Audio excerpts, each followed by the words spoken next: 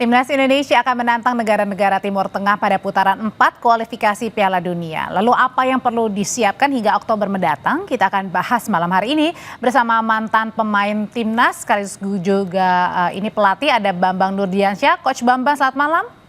Selamat malam, Mbak. Ada juga analis sepak bola Gita Suwondo. Bung Gita, malam. Malam, Audrey. Ya, saya mau tanya ke Coach dulu. Coach, ini dari pertandingan terakhir kita melawan Jepang, sebenarnya apa sih yang benar-benar harus menjadi perhatian untuk bisa dievaluasi? Pertama-tama ini tim pelatih harus mengevaluasi hasil pertandingan kemarin. Memang pertandingan kemarin itu kan sama-sama sudah pasti lolos. Jepang udah pasti lolos ke Piala Dunia. Kita udah pasti lolos ke ronde keempat.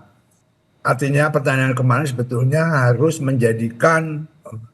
mematangkan taktikal yang akan kita bawa ke ronde keempat nanti gitu. Tapi sayangnya Jepang tidak mengasih kesempatan kita dan para pemain kita tidak bisa berkembang.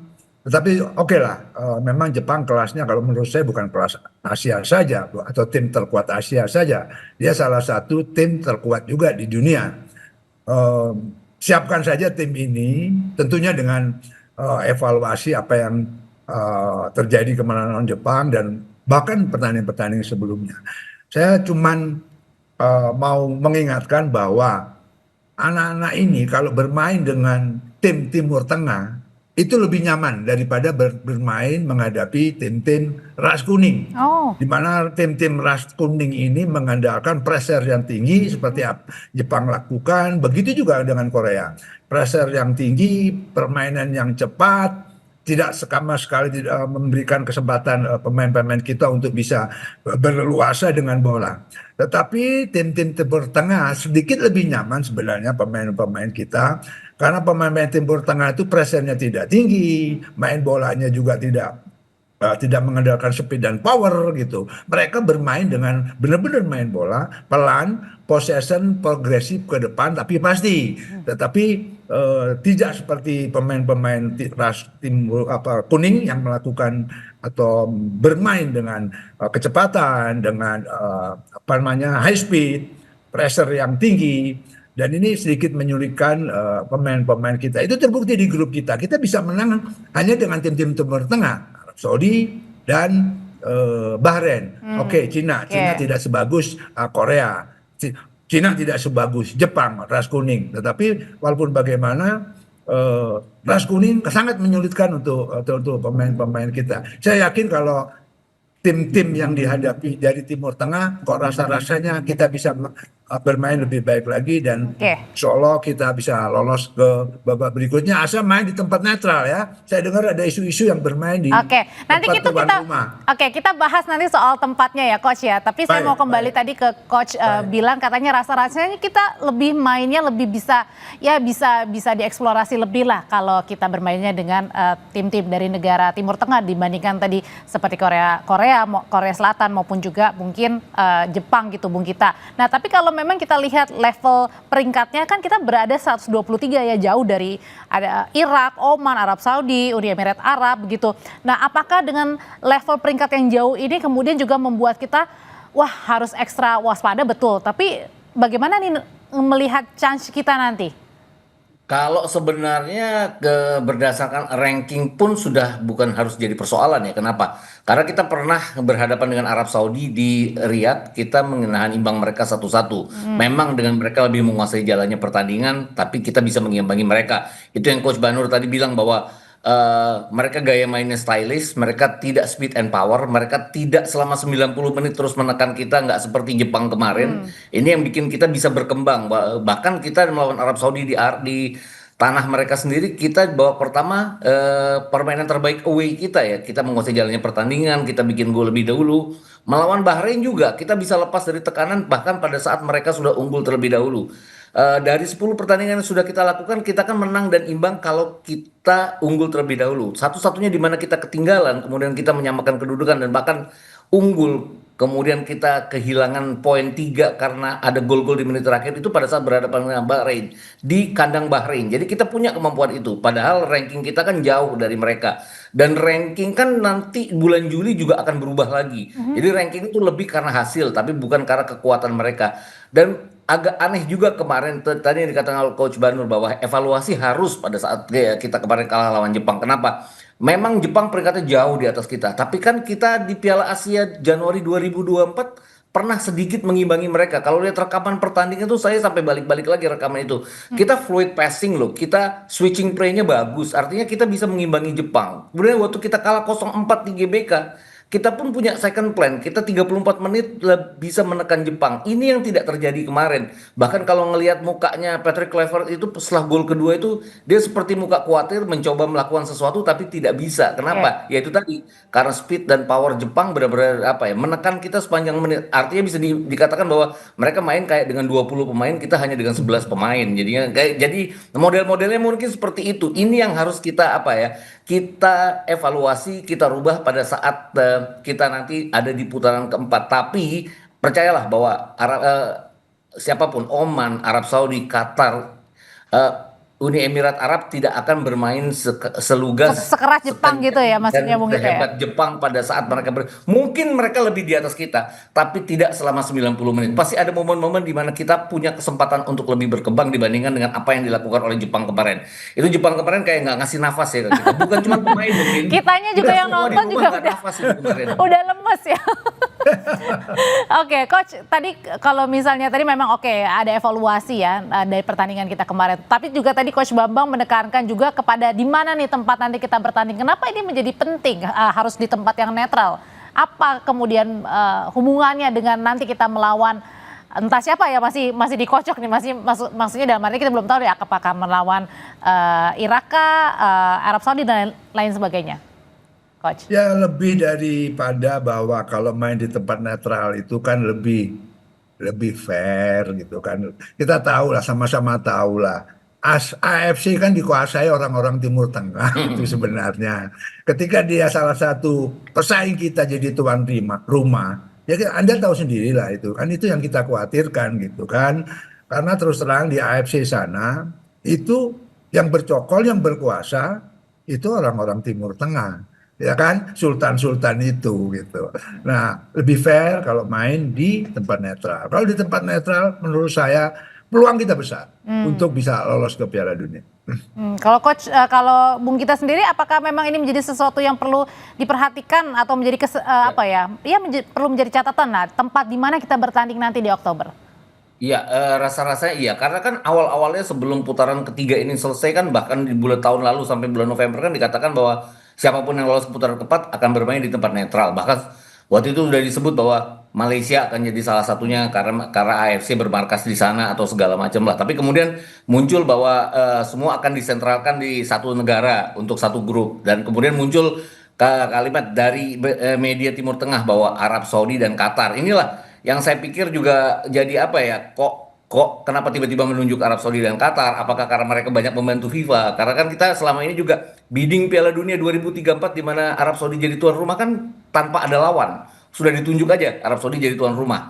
Terus Piala Dunia Under 17 yang dengan 48 finalis dari tahun 2025 sampai 2029 ini akan diselenggarakan setiap tahun kan. Siapa tuan rumahnya? Qatar. Kenapa? Karena mereka yang mampu dengan 48 finalis untuk Under 17. Dan FIFA kebetulan ingin sekali ada development youth game dan ini mau tidak mau ya menunjuk Qatar yang infrastrukturnya bagus. Jadi seperti punya hutang budi AFC dan FIFA ini. Jadi waktu itu ya saya jadinya seuzon ya, kok bener nggak sih kayak gini?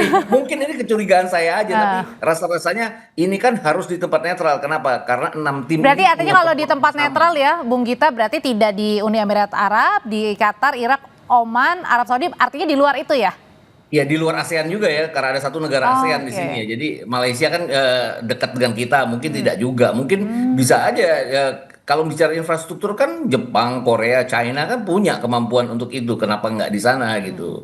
Itu pun ya kecurigaan kita terhadap negara-negara rumpun Arab sana kan banyak banget ya dengan segala macam permainan mereka di dalam maupun di luar lapangan. Dan sayangnya juga kita tidak punya wakil ya di AFC yang bisa bersuara. Tapi belum apa-apa kan Irak juga sudah protes. Kenapa? Karena Oh, kalau batas seeding itu untuk jadi tuan rumah adalah berdasarkan ranking, Irak ini akan melewati Arab Saudi bulan Juli nanti. Karena mereka kan 58 dan 59. Arab Saudi 58, Irak 59. Tapi dengan Irak kemarin menang di pertandingan terakhir round 3 dan Arab Saudi kalah dari Australia, Arab Saudi akan turun dan Irak yang akan naik. Jadi kalau seedingnya adalah karena ranking ya harusnya Irak yang jadi tuan rumah bersama Qatar bukan Arab Saudi. Itu bahasanya FA-nya Irak saat ini. Dan kita mendukung mereka itu karena kita pengen di tempat netral. Mungkin tidak di kita tapi di tempat netral. ya, Coach Bambang, Anda sebagai coach juga sebagai pelatih, kalau kemarin kita melihat permainan timnas bersama Jepang nih kan ada juga pemain-pemain baru yang kemudian baru didatangkan untuk bermain kemarin ya melawan Jepang. Nah,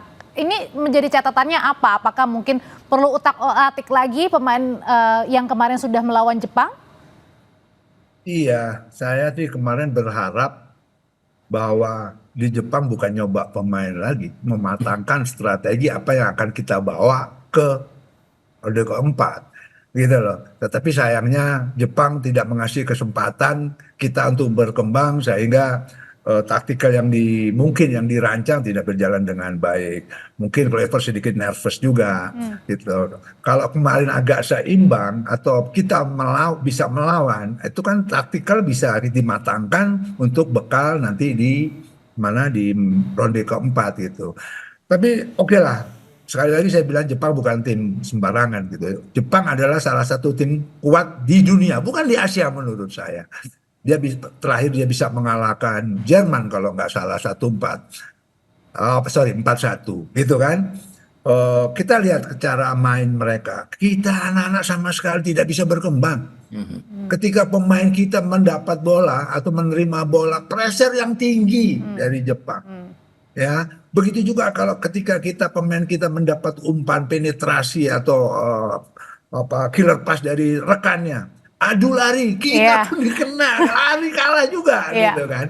Bayangkan si Rome ini yang kita lihat perkasa kalau main di Senayan, tidak bisa berbuat apa-apa. Meskipun kurang lebih secara postur sebenarnya sama juga ya Coach ya, kurang lebih. Iya, duel sangat diskriminasi kita sangat kalah.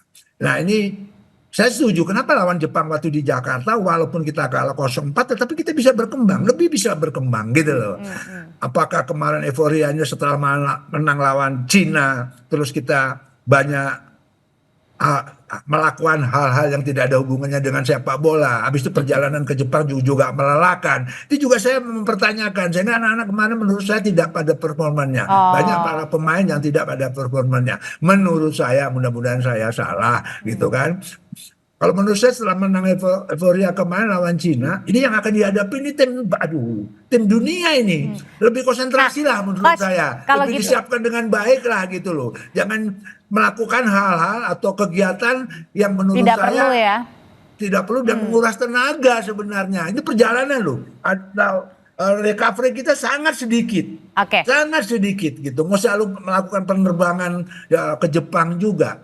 Makanya saya bilang, kok begini mainnya ya. Saya setuju tadi waktu di Jepang, walaupun kita kalah 4-0, kita masih melawan, kita juga mempersulit Jepang gitu. Nah, Coach Bambang, Bung Gita ini kita hadirkan lagi nih ya, tim-tim yang lolos ke putaran keempat ya. Ada Arab Saudi, Irak, Oman, Qatar, Uni Emirat Arab. Kalau kita berandai-andai aja Coach dan juga Bung Gita. Kira-kira yang mungkin yang tidak terlalu, ya susah semuanya, tapi yang mungkin tidak terlalu begitu. Kalau boleh dipilih, Coach dan juga Bung Gita, yang mana nih? Negara mana? Susah juga ya. Itu kan sudah dibagi 3 pot ya. Jadi Qatar dan Arab Saudi karena peringkatnya paling tinggi akan masuk pot 1. Terus Irak dan Uni Emirat Arab masuk pot 2. Kita dengan Oman masuk pot 3. Jadi udah pasti kita nggak ketemu Oman. Kita ketemunya di antara 4 negara itu pilihannya. Entah entah Qatar dengan Irak atau Arab Saudi dengan Irak atau Qatar dengan Uni Emirat Arab atau Arab Saudi dengan Uni Emirat Arab. Kalau boleh milih, kita pernah imbang dan menang lawan Arab Saudi, ya milihnya sih Arab Saudi. Coach gimana Coach? Terakhir Coach? Iya setuju. Arab Saudi kita sudah buktikan main di kandang sana kita menyulitkan dia, main di kandang kita menang 2-0. Jadi gini loh, kalau kita bicara Piala Dunia, Jadi ronde ke ronde, nggak ada lawan yang gampang dikalahkan. Iya betul. Gitu. Jadi ya kita harus menyiapkan tim kita dengan baik. PT Clover harus dan timnya harus fokus menyiapkan tim ini. Bagaimana main di udara tropis, karena pemain kita banyak di Eropa sana. Nah ini kan harus disiapkan juga. Karena beberapa kali saya lihat main di GBK, di tuan rumah sendiri pun di menit-menit akhir itu lawan pasti banyak menguasai bola, itu permainan dikuasai gitu, kecenderungannya turun. Apakah mungkin anak-anak itu berkumpul lebih lama lagi untuk meningkatkan chemistry dan tentunya fisik? Ada 4 bulan ke depan gitu. Mudah-mudahan itu tadi eh, main di tempat netral, Oke. ketemu Arab Saudi lagi. Jadi takut-takut lawan Irak. Irak sedikit agak jauh di atas kita lah cara mainnya gitu. Oke, baik. Terima kasih Coach Bambang, Bung Gita. Selamat malam Ya, semuanya. sama-sama Audrey.